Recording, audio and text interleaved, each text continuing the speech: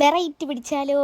അപ്പോൾ ഇത് നിങ്ങൾ യൂഷ്വലി കാണുമ്പോൾ നിങ്ങൾ മനസ്സിൽ വിചാരിക്കണമായിരിക്കും ഒരു വയർ ഹെയർ ബോ എടുത്തിട്ട് ഞാൻ അതിനകത്താണ് ഇടാൻ പോകുന്നതെന്നായിരിക്കും നിങ്ങൾ വിചാരിക്കുന്നത്. പക്ഷേ അതല്ല, ഞാൻ ഇത്തവണ എടുത്തിട്ടുള്ളതെന്ന് പറഞ്ഞാൽ നമ്മുടെ 0.5 വയറാണ്.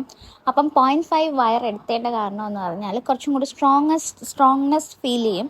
അതുകൊണ്ടാണ് അതെടുത്തത്. നമ്മൾ ചെയ്യേണ്ടതെന്ന് പറഞ്ഞാൽ നല്ല ലെങ്ത്തിൽ, അത്യാവശ്യം ലെങ്ത്തിൽ എടുക്കുക. ഒരെണ്ണം ചെയ്യാൻ വേണ്ടിയിട്ട് വയർ എടുത്തതിന് ശേഷം ആദ്യം ചെയ്യുമ്പോഴത്തേക്കും ഒരു വൈറ്റ് ബീഡ് ഇട്ടതിന് ശേഷം എന്ത് ചെയ്യുക, ഒരു ഹാർട്ട് ഇട്ട് കൊടുത്ത് തിരിച്ചെടുക്കുക. എന്നിട്ട് ഈ ലെങ്ത്ത് കൂടിയ ഭാഗത്തോട്ട് ഓരോ ഹാർട്ട് ഇട്ട് ഇതേപോലെ വീഡിയോയിൽ കാണുന്ന പോലെ തന്നെ ഇതേപോലെ ചെയ്തെടുക്കുക.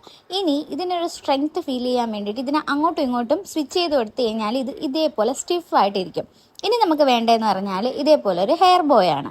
ഹെയർ ബോ എടുത്തതിന് ശേഷം നല്ല രീതിക്ക് ആ കമ്പി ആദ്യമേ അതിൽ ചുറ്റി വെക്കുക. എന്നിട്ട് ഇതേപോലെ ഓരോന്നും ഇതിൽ പിടിപ്പിച്ചു കൊടുക്കുക. അങ്ങനെ ഞാൻ ഇതിൽ 3 എണ്ണമാണ് വെക്കാൻ പോകുന്നത്.